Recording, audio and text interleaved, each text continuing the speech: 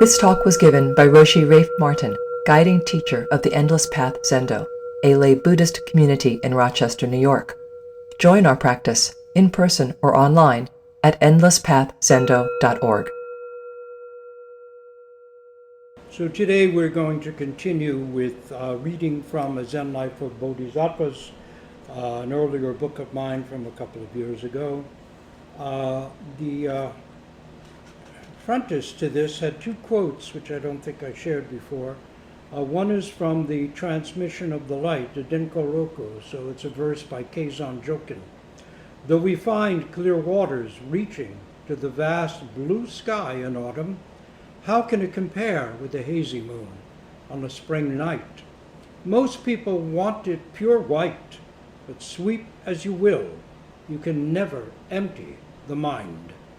And a haiku of Busson's. The two plum trees, I love their blooming, one early, one later. The two plum trees, I love their blooming, one early, one later. The cover is two trees, a painting of mine. So, today we'll look at Maitreya, Bodhisattva, and the dream within a dream. Yang-shan, Sermon from the Third Seat. An earlier version of this appeared in Before Buddha Was Buddha, an earlier book of mine, Learning from the Jataka Tales, that was Wisdom, Publications 2017. This one is Sumuru Press 2023. So the case goes like this. It's case 25 of the Gateless Barrier. Yang-shan Sermon from the Third Seat. Yang-shan dreamed he went to Maitreya's realm and was led to the third seat.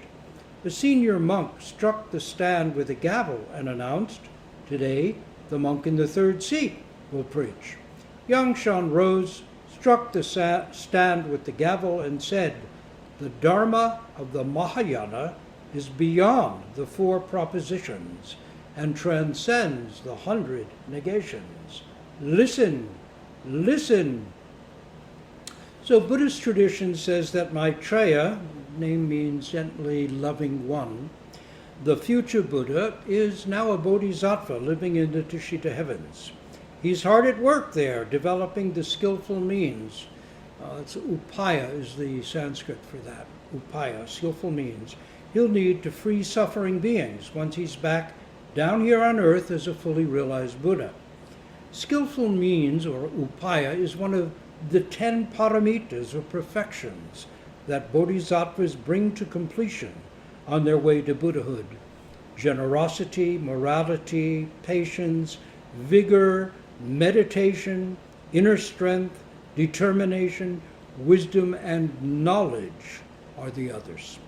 Iconographically, Maitreya Bodhisattva's posture is unusual. Instead of sitting in the traditional lotus or half lotus posture, he sits on a chair, one knee crossed over the other, the index finger of his right hand at his cheek. So he's seated, well, it's a little hard to see, but he's got one leg over the other, like sitting with a knee up, and he's kind of like this. There are many famous sculptures, especially Japanese, of Maitreya in that posture. We have Chinese casting of that downstairs in the living room. If you're on a break during sesshin, you could be sitting in front of it. Very traditional. His pose indicates that instead of sitting in zazen, this is what makes him so interesting, he's fully engaged in thinking up ways to save all beings. And he's just about, from his legs being one knee kind of up on top of the other, just about ready to stand up and put all his good ideas to work. However, as time works differently in higher realms, getting ready can still mean a long time back down here on Earth. Galactic time is measured by the multi-million-year rotation of galaxies, not the daily spinning of planets. So a few hours of heavenly time could mean thousands of earthly years, or even more.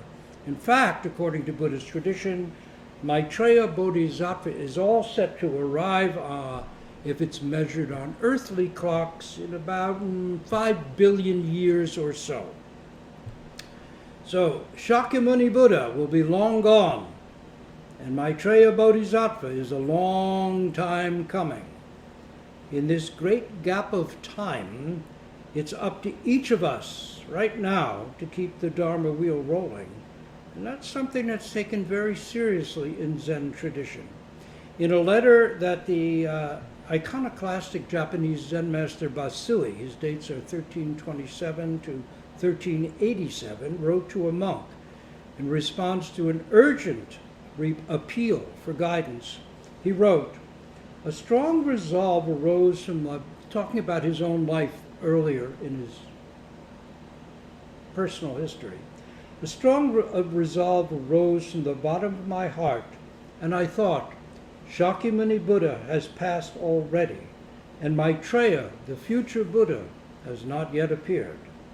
During this period, when authentic Buddhism has declined to the point where it is about to expire, may my desire for self-realization be strong enough to save all sentient beings in this Buddha-less world, even should I suffer the pangs of everlasting hell as a result of this sin of attachment to saving. So long as I can shoulder the sufferings of sentient beings, I will never become discouraged or forsake this eternal vow." You can find that in the Three Pillars of Zen in Basui's letters. But given Maitreya Bodhisattva's immense loving kindness, Zen tradition adds, even he can't just wait billions of years.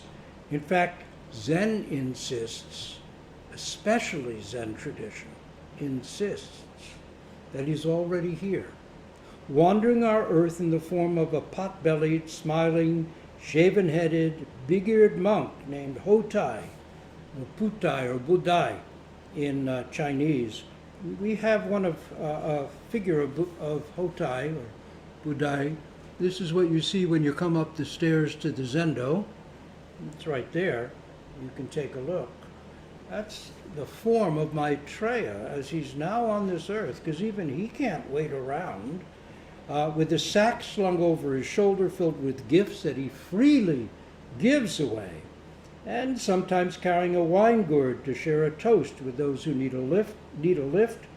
He's no stickler for purity, but is always ready with a smile, a helping hand, a timely word, a laugh, a cup of wine or tea, sweet buns or toasted rice cakes. Until Maitreya arrives in all his majesty, Hotai will continue to walk humbly among us, skillfully and unobtrusively doing all he can to keep things on track right now. It's a tough job, perhaps especially these days. But in the 10th and final Oxfording picture, we find him revealed as our own realized nature. The encouraging verse to that picture goes like this. Bare-chested, barefooted, he comes into the marketplace.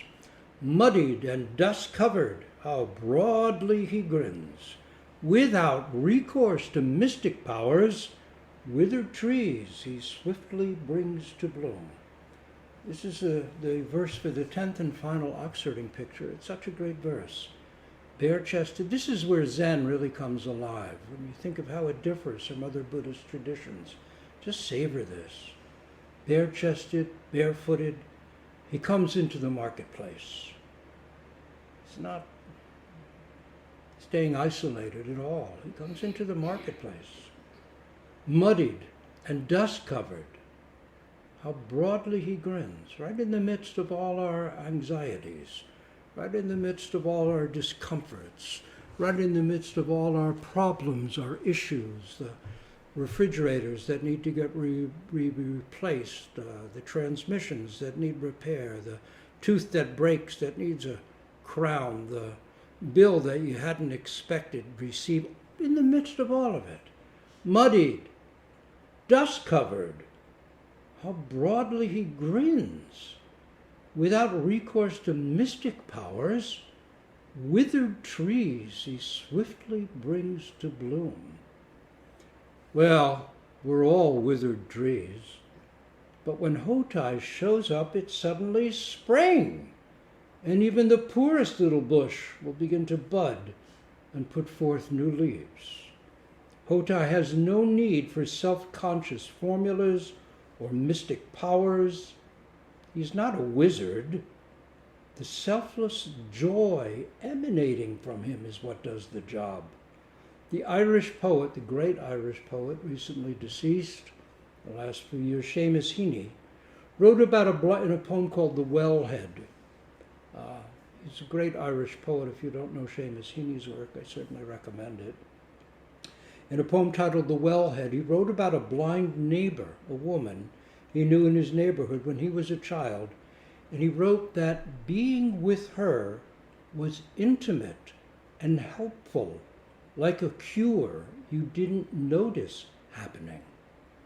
Being with her was intimate and helpful, like a cure you didn't notice happening.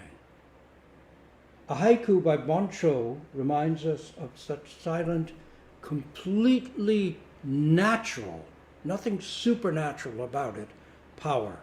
And the haiku, one of my favorites, goes like this. The brushwood, though cut for fuel, is beginning to bud. The brushwood, though cut for fuel, is beginning to bud. How about that for hopefulness? The natural world does it naturally.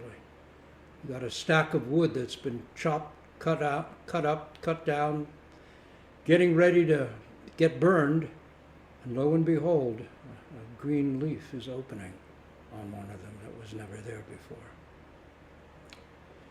Someone attentive and present, not caught up in the tangled loops of their own self-concern and self-interest, can naturally affect others without doing anything special about it.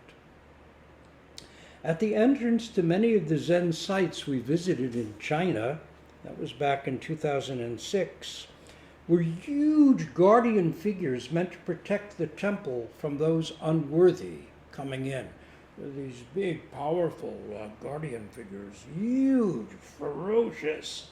But once you walk past them and you look back, instead of seeing these huge guardian figures, what you saw was a large, smiling Hotai just beaming at you. At Endless Path Zendo, right here, a wooden Japanese carving of Hotai greets you at the top of the stairs when you enter the Zendo. And it sees you out as you head back downstairs to the Doksan line. You may also see Hotai in your local Chinese restaurant, where he's the so-called Happy Buddha on the shelf above the cash register. A poem by the Japanese Soto Zen master Geshu Soko, who's dates 1618 to 1696, says, "In heaven there is Maitreya, on earth Hotai. Are they the same or different?" In pre-communist Tibet, large images of Maitreya were carved and painted onto cliff walls, accompanied by the imploring words, "Come, Maitreya, come." They were encouraging Maitreya not to wait 5 billion years, but to show up now. If you remember your Lord of the Rings, help us, Tom Bombadil, because our need is near us.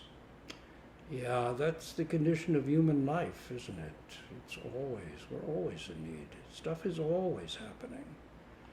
So, similar images as well as murals of Maitreya adorn the more than 500 painted cave temples of Dunhuang, China, testament to 1,000 years they were being worked on from the 4th to 14th century. 1,000 years of devotion and yearning. Come, Maitreya, come. So about 1,200 years ago, to get back to the koan, Yang-shan, who was known to contemporaries as Little Shakya, meaning Little Shakyamuni Buddha, which is high praise indeed, dreamt he was with Maitreya Bodhisattva in his heavenly palace. not only was he included in that lofty company, but he was sitting in the seat of honor. In the first seat, there's the historic Buddha Shakyamuni. Next to him, Maitreya Bodhisattva, the Buddha who's going to be next. And next to him, in the third honored seat, is Yang-shan himself. What does this dream portend? Does it reveal that our little Shakya suffered from an inflated ego, that he was a narcissist? Dreams, as we know, and as Freud confirmed, can reveal a great deal, showing things we'd rather not admit even to ourselves, at least not to our waking daylight selves. Buddhist tradition says that there are countless worlds, heavens and hells in our universe, billions of galaxies, as many as the sands of the Ganges River, is how old texts put it, each comprised of billions of stars, each sun with its planets all drifting like snowflakes through a vast and endless night, and each galaxy, or perhaps each solar system, with its own realized, fully awakened Buddha. On some of those worlds, Buddhas don't need strong words to teach like they do here, where human beings can be stubborn, rough-edged, self-absorbed. On some of those more elegant worlds, the fragrance of incense, the taste of delicious food, a sequence of notes forming some exquisite melody are all that's needed for long-lived, happy beings who live there to reach enlightenment. Lest you think, gosh, why wasn't I born on one of those worlds? There is a catch. Buddhist tradition says that our earth is a saha world. Saha being a Sanskrit word meaning bearable or tolerable. Our world then is literally a middle earth between the two great extremes of a complete heaven and a total hell. This turns out to be to our benefit. From the perspective of bodhisattvic aspiration, heavens themselves have a downside. Everything's so perfectly wonderful there, it's hard to establish any motivation to mature any further than we're already at. Every day is guaranteed to be great, so why bother to do anything more than get out of bed and enjoy it? On hell worlds, it's the opposite. Things there are so relentlessly heavy, painful and dark, so loaded with me, myself, and I, locked in place by pain and fear, that even the thought of selfless practice, let alone the doing of it, would be impossible to sustain. Fortunately, on a saha world such as ours, this middle earth between heaven and hell, the difficulties and challenges combine to give us both motivation and opportunity to advance toward awakening. Painful situations give us the motivation to ask hard questions, and calm or wonderful moments of wholeness and joy tell us that life itself is a great gift, a mystery, a happiness.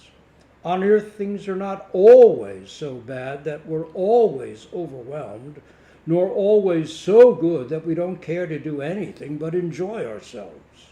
Here, we can actually walk the path of the Bodhisattva, practice forgetting the self, grow beyond habitual unconscious self-centeredness, and mature within and through and because of changing and challenging circumstances.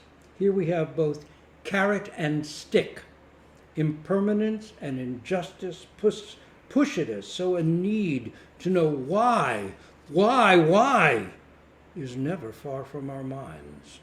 Here we also have access to teachings and practices that encourage and assure us that there is a path that can help us resolve such questions as, why was I born? Why must I die? Why do good people and innocent animals suffer, while selfish, cruel, and greedy folks prosper? Is this really all there is, and then we die? We should be grateful. It is our good karma an expression of potential bodhisattvic intent to have been born on such a complex and beautiful planet. And to be clear, our Earth, of course, has its own problems. Some may live here in virtual heavens, while many others are trapped in vicious and destructive hells. Injustice is woven into the condition of things here, and many suffer terribly and unjustly, unfairly. So it's not just other literal physical worlds out in space we're talking about. There are many worlds right here on Earth. Nonetheless, Buddhist tradition emphasizes that to be born on a saha world, a bearable world, which may be interpreted as one of the realms here on Earth, a realm where pain and joy both exist, offers us the opportunity to proceed along the path of the maturing bodhisattva and to, one degree or another, realize enlightenment. And we're in luck. We're not alone.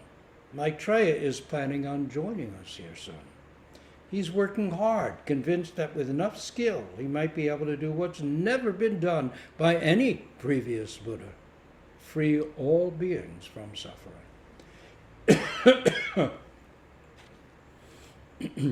According to Aiken Roshi, when Yang-shan told his teacher Kuei-shan about this dream of being in Maitreya's palace, Kuei-shan responded, "You have reached the level of a sage." So no, he was not a narcissist. Aiken Roshi adds that his own teacher Yamada Roshi said it's possible to technically be enlightened without being a sage. That is, someone can have a glimpse of realization, a shallow kensho, and not be transformed or particularly wise. Conversely, someone could be a sage or worthy human being. I think of someone like Seamus Heaney, a great poet, a great, deep human being, without being enlightened in the technical sense of having glimpsed self-nature. So Kuei-shan saying you're an enlightened sage is high praise. So picture this in your own life, to get back to the koan. You're among a prestigious company, perhaps the greatest leaders in your field. And you've been set down in the honored seat. And facing you, row upon row, are the best of the best, with countless others tuning in via TV and internet. And suddenly, you hadn't expected this at all, no one had prepared you, you're told, or it's announced, you are the one who's going to teach. Does this lofty heaven, you're feeling so good, you're in the third seat next to the Maitreya Buddha, next to the Buddha, and this whole company is facing you, feeling really so honored. Does that announcement, okay, the person in the third seat's going to teach today, does your heaven suddenly turn into a sweaty palm land? As your heart begins to beat, you start feeling really uncomfortable. Well, Yang-shan doesn't falter. He just stands up, strikes the gavel, and announces the Dharma of the Mahayana is beyond the 4 propositions and transcends the 100 negations. Listen, listen. Now, why does Master Wu-men, compiler of the great Gateless Barrier, use the story of an old teacher's dream as a koan? Koans usually present the sayings and doings of noted teachers, but this is just a dream of teaching. What meaning can it possibly have? What's the value of a dream? What can words spoken in a dream do? And what does it mean to be beyond all phrases and transcend all philosophical positions? Is Yang-shan in his dream saying that while words and letters can point us towards truth, they can't reach it or bring us to it? Is he saying that to know truth, we must forego words and move beyond anything written or spoken? Is that what he means? Zen Master Dogen might disagree. In his view, words are as real and true as stars and cats and crows and clouds. 1,000 years before Dogen, in the Vimalakirti Sutra, one of the few to focus not only on the Buddha, but on a layman, specifically the wealthy household of Vimalakirti, a goddess appears in the sutra, and in a talk with Shariputra, one of the Buddha's great disciples, says, words, writing, all are marks of emancipation. Why? Because emancipation is not internal, not external, and not in between. And words likewise are not internal, not external, and not in between. Therefore, Shariputra, you can speak of emancipation without putting words aside. Why? Because all things that exist are marks of emancipation. That is, marks of realization. That is, marks of awakening. That's from the Burton Watson translation of the Vimalakirti Sutra. Now, what about values? If he's saying it's beyond every position you can take, how do values fit into beyond everything? In transcending everything, are we supposed to leave values behind? Should we? If we did, how would we fulfill our obligations to parents, family, nation, and planet? What kind of person would we then be? What does Yang-shan mean when he says that truth lies beyond all philosophical positions, beyond yes or no, neither yes nor no, both yes and no, and all their negations on through levels of consciousness and the three times of past, present, future, and beyond all words and all phrases? Is he saying that the Dharma is a kind of spiritual blancmange, a bowl of pudding where all is one? What does beyond everything mean? And why did Wu-men think that a story of someone dreaming he said something would be helpful or significant? We don't want dreams, do we? Haven't we had enough of them? Don't we practice Zen because we want truth? Isn't this why we sit, why we persevere? We want to wake up, not dream. We want to grasp the truth, not linger in dreams. So what is Wu-men up to? Then again, what could be more beyond logic, reason, concepts, or positions than a dream within a dream? The old Celtic storytellers were masters of a narrative tool called interlacement. So they'd start a story, then have a character in that story tell a story, and have someone in that story tell a story, and so on, story within story within story, like Russian nesting dolls, one inside the other, until our ability to follow what's a dream and what's real is completely gone. Then all we know, all actually that we can know, is what is this very moment. It alone is real. We're deep in a dream, perhaps deeper than ever, and yet at the same time more present than ever before. In Zen, dreams and dreamlike events are termed makyo, meaning mysterious, uncanny, strange, or delusive.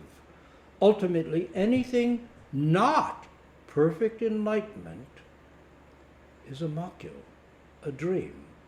From the perspective of deep practice realization, our own ordinary waking life, where you think about yourself and the things you need to do and all that you're dealing with, and all of it is a makyo, a dream.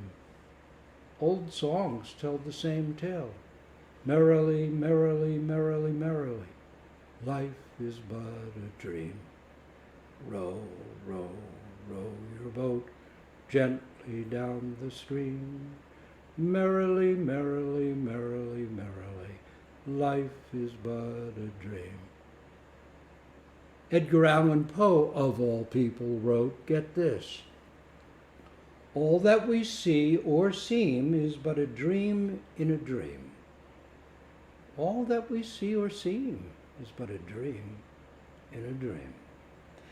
There are low-level makyo where the mind becomes quiet and images, ideas, sensations bubble up After a few days of sesshin, complex and detailed movies can appear on the wall before us or in the grain of wood on the floor, or the walls or floor might seem to ripple in waves. Such experiences are simply signs of deepening practice. We're encouraged by the old teachers to let them go.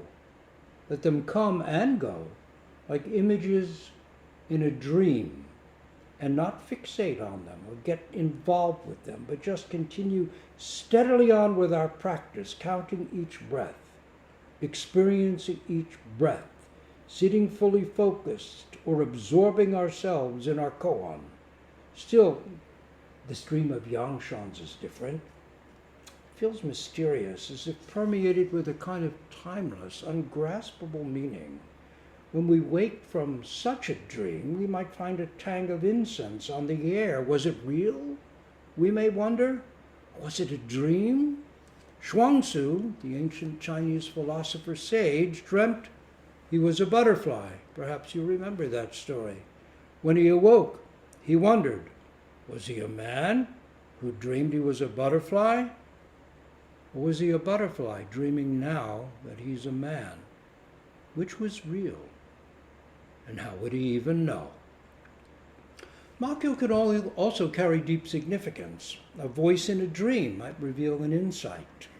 A scientist like Crick might find the spiral shape of DNA in a dream. A writer might find the solution to the novel she's writing in a dream. A musician might hear a melody in a dream. A Zen student might rise through a layer upon layers of dream into awakening. This has happened. Artists, scientists, religious practitioners have all known such possibilities. Creativity may spring from this. We may call it vision or imagination, instinct or intuition. But clearly there are subtle realms like dreams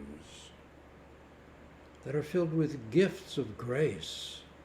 Maybe animals know it too. I mean, after all, what is instinct? Wu-men's commentary on the case. Tell me, did Yang-shan preach or not? If you open your mouth, you're lost. If you shut your mouth, you'll also miss it. If you neither open your mouth nor keep it closed, you are 108,000 miles off. 108,000 is a reference to the classical Buddhist understanding that with enlightenment, the 108 defilements become 108 perfections or virtues. Essentially, Wu-men is saying, if you say yes, you miss it. If you say no, you miss it. If you don't say either yes or no, you miss it. What then is your move when even doing nothing misses the point? Wu-men puts this to each of us. How do you respond to his checkmate? Can you say, yes, he preached, and he didn't actually say a word? It was just a dream. But if you keep your mouth shut, indicating, no, he didn't preach, Wu-men insist you've missed it too. For something did happen. Yang-shan had a dream in which he preached words of truth. Those are facts. If you try to evade the dilemma by taking neither position, you're also way off. Can you live a truthful life ignoring facts, things that actually happen? What kind of life would that be? And is there no right, no wrong, no up, no down, no hot, no cold, no good, bad? Does being beyond all positions mean anything goes? Try crossing the street when the light is red and see how that works out for you. Willful ignorance can't be truth.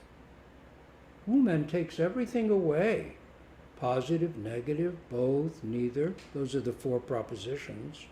Echoing Yang-shan's words in his dream. What does it mean that the truth of the Mahayana, of Zen, is beyond every concept, every philosophical position? Yes, no, neither yes, no, yes to yes, and all of it. It's beyond every philosophical position you can take, every stance of the mind you can hold to. What does that really mean? Was Yang-shan, the little Shakyamuni, merely a rhetorician? Or is there something more going on that his words in a dream point us to? What is it to be awake? What is it to be asleep? What is a dream? What is real? Are we real right now? Or like Shuang-Shu and the butterfly, are we dreaming still? And is it the one or the other? There are, as you well know, small dreams that can plague us. I dream of such and such, and I want it so badly, I'll do anything to get it. Fierce ambitions find their fuel there. Less drastic versions abound and form the texture of our own ordinary reality. I'm in here, you're out there, that's a tree, that's a raindrop, that's a cow. Dreams within dreams. Ordinary reality is a kind of commonly agreed upon dream.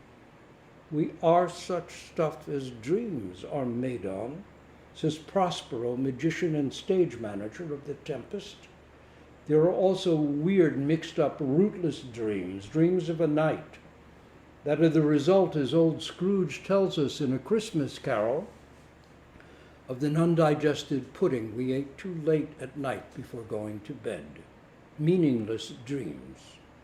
And there are vast and noble dreams, like the dream of Buddhist practice and bodhisattva vows, of wanting, indeed, of vowing to save all suffering beings, even while we are lost in dreams ourselves. This is the wild, crazy, magnificent dream that Zen would have us dream. This is Maitreya's dream right now when he's up in the Tushita heavens, dreaming countless ways to save sentient beings. This is not about a matter of just becoming calm or gaining a bit of peace or of being in the zone, but the impossible dream without any stopping place of entirely seeing through all habitual self-centeredness and fully realizing original intimacy with stars, bugs, trash, wind, rain, clouds, mountain, rivers, people, and not liberating only ourselves, but all things living and non-living. This is a huge dream. And Maitreya is working on making this real. He's not just thinking about it, he's putting in the time to bring it about. He means to do it. Still, what's all the fuss? Roshi Kapleau used to say that enlightenment itself is a dream. After all, it's simply the realization of our own mind, the vast and selfless mind that's been ours from the very beginning. What are we going to get with enlightenment that we don't have? The problem, and it's a big one, is that we simply don't know it yet. Don't really know our own mind. Here we are, grown up, conscious human beings, and we don't even know our own mind. We know our thoughts, we know our self-concern, we know all the stuff we're caught up in, but we don't know who sees with eyes these colors. We don't know who hears sounds with the ears. We don't know who thinks our thoughts, digests our food, moves our arms and legs. We don't really know ourselves, do we? And because we don't know our actual mind, the miserable beat we all know too well goes on and on. Stuff happens on this earth that we really wish wouldn't. because we don't know our own mind. We don't know ourselves. So the dream of enlightenment is an important dream, one on which a great deal of good depends. Without it, and without the efforts we can make having this dream toward realizing it ourselves, we condemn even our own well-meaning selves to what are at best half-lives. We get up each morning and set off along the mind road, hardly noticing, that is, caught up in our thoughts, hardly noticing the rising sun, the light on the trees at midday, the splendor of the moon and stars at night. Nothing blows us away. We just take it all for granted. We flatten it out. We live in our thoughts about things, not the things themselves. I can't tell you how good the tea I had this morning tastes. I can't give you that taste. You have to taste it yourself. I can't give it to you. Ordinary mysteries abound. Yet, even while lost in the dream we live, we shouldn't discount our dream's value. The value of this very dream that we're living. Like Yang-shan's dream talk, there is truth in actions and words that take place in a dream. The old song says life is but a dream, but the San, the Bushmen of the Kalahari, have a more intimate way of putting it. They have a saying that goes, there is a dream dreaming us. There is a dream dreaming us. You can find more about that in Lawrence Vanderpost's old classic book, The Heart of the Hunter, about his time with the Bushmen of the Kalahari. For a dozen years or so, I had the good fortune to be invited to tell stories in Zuni Pueblo, one of the most traditional native communities of North America. One day, as Rose and I were driving out of the Pueblo, we saw a terrible figure striding down Highway 53, the road that runs through the Pueblo. It was a Toshle, one of the fierce Punisher Kachinas, or sacred beings, a kind of wrathful form of compassion such as you might find in Tibetan Buddhism. He wore a big sacred wooden mask with big sharp teeth and bulging eyes and long black bloody hair, bloody because one hand held a bloody knife. It was made of painted wood. And with that hand, a Toshle brushes back his bangs, leaving them blood-stained. And he would soon pass Dayalane Elementary School, which looks out on Dayalane sacred Corn Mountain. Knowing that he was coming, the teachers were going to rush out and gather the children before he made it to the school, because if they didn't, and if those children saw a Toshle, the punisher of wrongdoings, they would faint, dropping down onto the asphalt of the schoolyard and hurt themselves. Myth isn't just something in a book by Joseph Campbell. Myth is real. A Toshle is real. Buddhas and Bodhisattvas are real. Roshi Kapleau had a Rinzai-like personality, forceful and direct. It took quite a Soto-like stance, intuitive and sensitive. When it came to myth, he never spoke of Buddha figures or Buddha statues. He always said the Buddha on the altar. Why? Because the Buddha is real. Maitreya is real. Yang-shan is real. You and I are real too. Dogen wrote in Painting of a Rice Cake, Gabyo is the Japanese name for this section of the Shobogenzo, Eye of the Treasury of the True Dharma. He wrote, if you say a painting is not real, then the myriad things are not real. Then again, how real is reality? Isn't it in good part what we imagine it to be? or what we're conditioned to believe it to be? Aren't we in large part what we're conditioned to believe ourselves to be? Human beings don't see what insects see, what fish, plants, animals see. We have ultraviolet photography that shows us plants as bees might see them. We don't see this, but they're glowing. They're like illuminated runways at airports. It's like with flashing arrows showing the bees, here, land here. We don't see that at all. Dogen writes in the Mountains and Rivers section of Shobogenzo, fish and dragons see water like a palace. And if you told them that the palace was just water, they'd be shocked. We humans are shocked when we hear that mountains flow. We don't see it. Yet geologists and mountain climbers who find fossil seashells at the top of the Himalayas confirm the truth, that the highest mountains on earth were once the bottoms of the seas. Is reality really real, or is it too a kind of dream? Bob Dylan in Talking World War III Blues says, I'll let you be in my dream if I can be in yours. Shibayama Roshi in his commentary on this koan in Zen Comments on the Wu-men koan, which we read as Teisho Anmu a few weeks ago from that book, mentions when the Japanese Zen teacher Takuan was dying and was pressed by his disciples for a final verse, he picked up his brush and wrote just one single word. Can you guess what that word was? It was dream.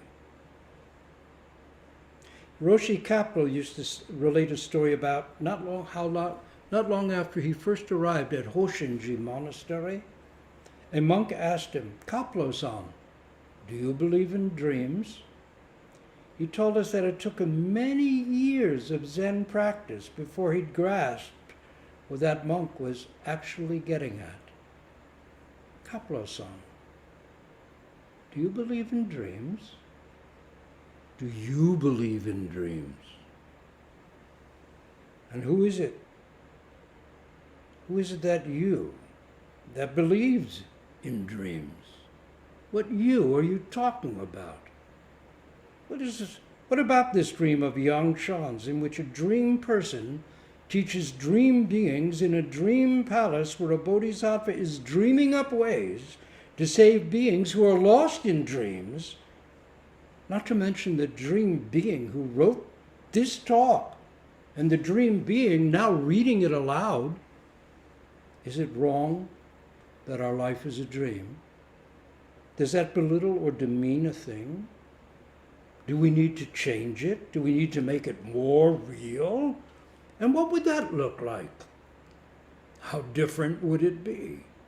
Think again of what Yang-shan said in his dream within a dream. The Dharma of the Mahayana is beyond the four propositions and transcends the 100 negations. Listen, listen. Isn't he saying that right now, not one day in the future when we finally get it, but right now, reality is itself beyond yes, no, up, down, dream, real, true, false, good, bad, wise, foolish? If so, then what is this reality? And has Yang-shan expressed it fully? And how will we express it?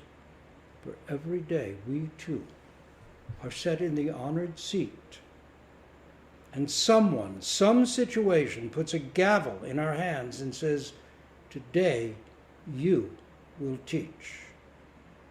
Now, speak words of truth. What do you do?